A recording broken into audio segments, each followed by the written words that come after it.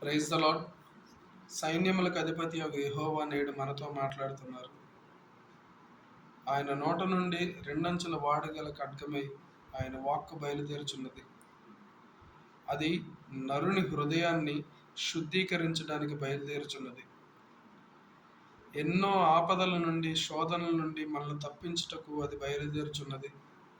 ఆయన కంఠస్వరము ఉరిమి కన్నా భయంకరమైన శబ్దముతో బయలుదేరుచున్నది.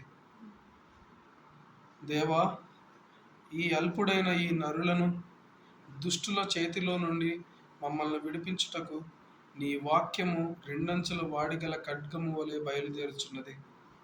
నా తండ్రి, మా జీవిత కాలం అంతటిలో ప్రభువా, నువ్వు చేసిన మేళ్ళన్నిటిని తలంచుకుంటూ, నా తండ్రి, నీ వాక్యాన్ని స్మరించుకుంటూ నువ్వు ఇచ్చిన ఈ పాటని పాడుటకు మాకు ఇచ్చిన ఈ అవకాశాన్ని బట్టి నీకు వందనాలు తండ్రి.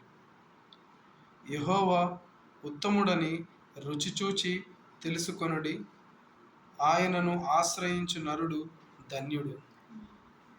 రుచి చూచి ఎరిగితిని, యెహోవా ఉత్తముడని